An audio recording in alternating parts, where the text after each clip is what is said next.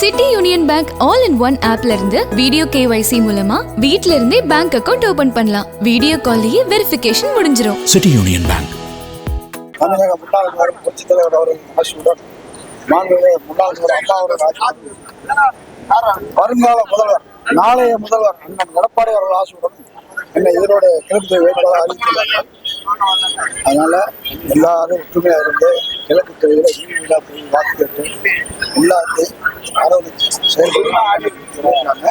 அண்ணன் சொன்ன மாதிரி நடந்துட்டு வெற்றி வாய்ப்பு கண்டிப்பா வெற்றி வாய்ப்பு வந்து கூட்டணி கட்சியோட கலந்துட்டு உறுதியா ஈரோடு கிழக்கு தொகுதி 2 லட்சத்துல ஜெயிச்சு அண்ணன் நாளைய முதல்வர் எடப்பாடியார் போய் ஆட்சி வாங்கி முதல்வர் எடப்பாடியார் அவர்கள் அமர்ந்து உறுதி முதல்ல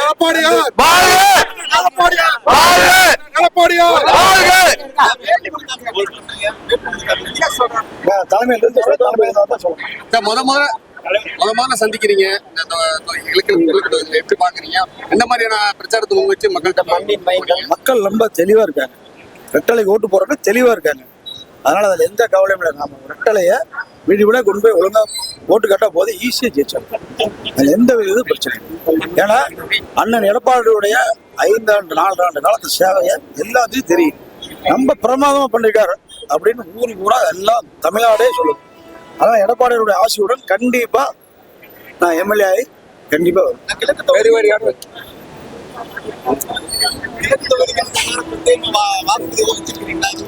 வச்சிருக்கோம் கண்டிப்பா இருக்கு. அதாவது பொதுச்செயலாளர் கலந்துட்டு அவர் சொல்லுவார், அதுக்கப்புறம் சொல்லுவேன்.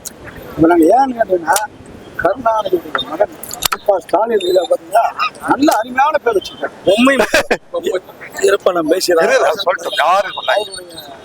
இந்த 5 வருஷம் சேவையில நாட்டை பிடிச்சவராக்க நான் சொல்ல மக்கள் சொல்றாங்க அப்படின்னு அந்த ஒரு ஆதரவு போது.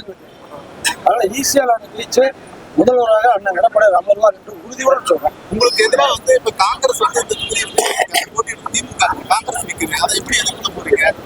திமுக ஒண்ணுதான், காங்கிரஸ் நாங்க வந்து சந்திக்க தயாராயிட்டோம். எங்களை பத்தி அப்படி கவலைப்படுறேன். குறிப்பா உங்களுக்கு கூலி தொழிலாளிகள் ஆதரவு வந்து அதிகமா இருக்கு அப்படின்ற மாதிரி சொல்றாங்க. குறிப்பா உங்களுக்கு பாத்தீங்கன்னா மார்க்கெட் பிரச்சனைகள்லாம் அதிகமா இருக்கு. இந்த வணிக வளாகம்லாம் திறக்காம அப்படியே மூடப்பட்டு இருக்கு.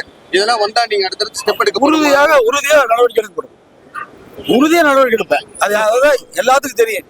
இந்த காய்கறி மார்க்கெட்காரங்க எல்லாத்துக்குமே தெரியும். நான் ஜெயிப்பேன். கூலி தொழிலாளிகள் கடந்த இடைத்தேர்தல் வந்து அதிமுக குறிப்பிட்டு இப்ப கிழக்கு தொகுதியில் நிற்கிறீங்க. எந்த அளவுக்கு வந்து வாக்காளர் ஏற்றுவாங்கன்னு நினைக்கிறீங்க அதிமுக? ஏன்னா தேர்தல் வந்து போன தடவை பூரா என்ன பண்றாங்கன்னா ஆட்டுப்பட்டியில் அடைக்கணும் அடைச்சு வைக்கிறாங்க. அது என்ன இப்ப ஆட்டுப்பட்டியில் அடைச்சு வச்சு காசு கொடுக்குறாங்க. என்ன பிள்ளை வச்சுருக்காங்க? அந்த மாதிரி செய்ய தயாரா இல்லை. நாங்க மக்களை சந்திச்சு மக்களோட வீடா போய் ஓட்டு கேட்டுதான் நாங்க போறோம். நீங்க நாங்க அடைச்சு வைக்கிற வேலையே எங்களுக்கு கிடையாது. அடைச்சு வச்சோம்னா எடப்பாடி எங்க வீட்டுக்கு அனுப்பிச்சுடுவாங்க. கிடையாது.